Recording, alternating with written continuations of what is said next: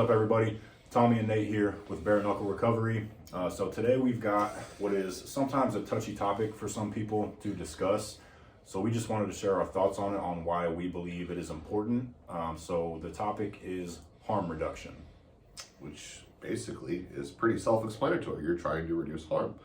I know a lot of people have a gut reaction to harm reduction. Not typically the name, because a lot of times if you say this to a civilian, if you would, which means somebody who really doesn't deal with substance use disorder, mental health problems, anything like that, they won't even bat an eye. But the reaction that they have typically is to when these policies and procedures are being put in place.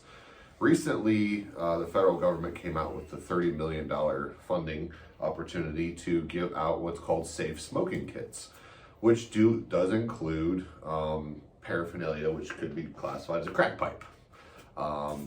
People would say, why in the hell would we be giving out crack pipes to people who smoke crack, or meth pipes to people who smoke meth? Well, for the same reason that we give out syringes to people who inject drugs intravenously. And that is because it reduces preventable harm, right? Harm reduction. Okay, what kind of preventable harm, Nate? Well, number one, transmittable diseases. So I think a lot of us are familiar with the diseases that can be transmitted via, using drugs intravenously. So, you have your HIV, you have your hepatitis C, there's many others. But when you're using the same pipe, you can transmit things like tuberculosis, which is highly on the rise among the vulnerable populations of people that use substances and suffer from mental health issues. And as we know, those two things go hand in hand, substance use and mental health disorder. And also in the age of COVID, helps to cut down on the spread of COVID-19. People that are suffering from substance use disorder or mental health issues typically have a lot of pre-existing conditions. So getting COVID for them may actually be fatal. It really is designed to keep them on a path while they're using. I like to describe it as a bridge. A lot of people would say that we're enabling them. We're not enabling them. We're creating a bridge from active use to recovery is the goal, right? So you want to keep the person alive and healthy long enough to get into treatment, right, Tommy? Yeah, absolutely. Especially, it's like a lot less people have issues with, the handing out of clean needles, syringes. Yeah.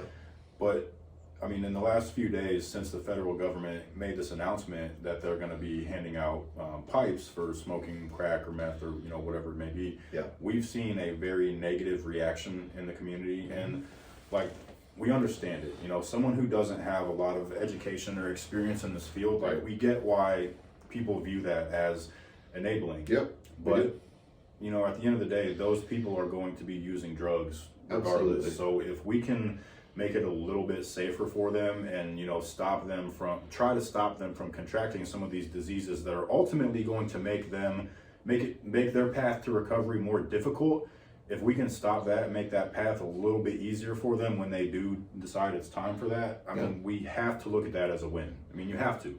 It's the same thing with the syringes. If we can stop people from contracting AIDS and hepatitis and whatever else it may be. Infections. Yeah, any type of infection at all. Just because somebody is struggling with substance use disorder or severe mental health illness that they're treating on their own with, abusing substances, right, that doesn't mean that they deserve to get AIDS by using a dirty needle, or hepatitis, or they deserve to get COVID by sharing a crack pipe, or, whatever it may be. There's no point in making these people's lives harder than they already are. Absolutely not. And Nate and I both, being recovering heroin addicts who were IV heroin users, there's a lot of times that we both used dirty needles because in our mind we didn't have a choice. Yeah, and we both contracted hepatitis C. Yes, and luckily we've been able to overcome that. But right. It's another barrier when you get sober, absolutely, right? Absolutely. It was another barrier for us. It was something that, when we got into treatment and learned that we had it, it was like, well, part of us definitely thought, well, I already have this disease, I might as well just keep getting high. And luckily we didn't do that. We took steps to take care of ourselves and overcome that, like I said. But it certainly, didn't make things any easier for us. No, and it honestly, a lot of people would say, well, I don't want my tax dollars going towards paraphernalia, even if it does have a positive impact. Well, Your tax dollars are going to go to treating that person whether you want it to or not.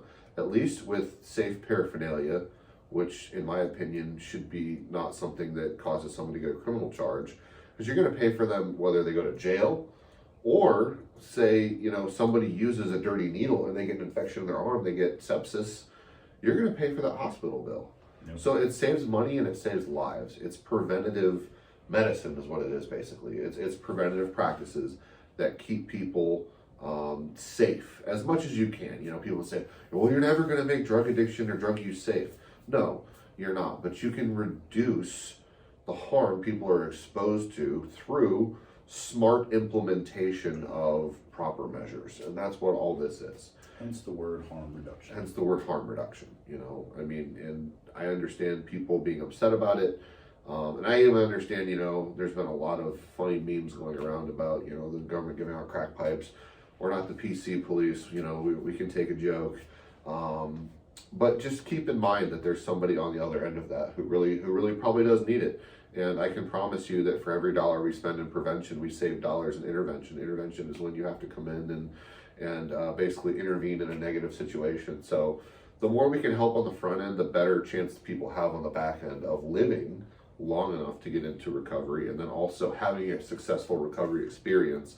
And we know for every person we save, as far as getting into recovery, they become a lot of times functioning members of society and do pay taxes and contribute in their communities very effectively. So there is no such thing as wasting money on people, in my opinion, and I think this is a good use of resources, and we're very pro harm reduction.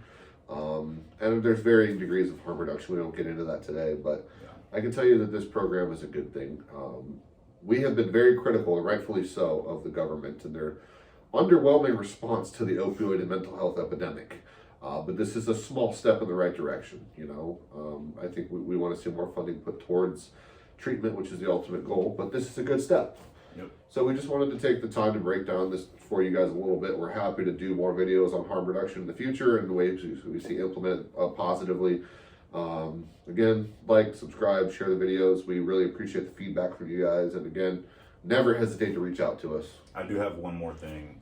This is an example that we've used before, but if you try to put yourself in the shoes, and a lot of you I know are already in these shoes, but if you're not and you seem and you see a problem with this, try to put yourself in the shoes of a family member, you know, Right. who has a loved one who is struggling with some sort of substance use disorder.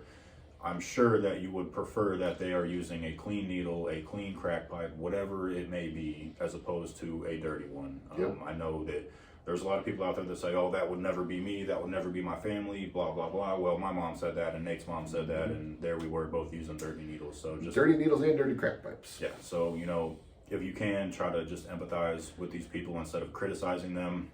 You know, trying to remove the stigma is a big goal of ours. Yep. So we appreciate all the help that we can get in doing that. So, yeah, that's it. Like Nate said, you know, like and share the videos. Thank you guys for following us. We appreciate you all.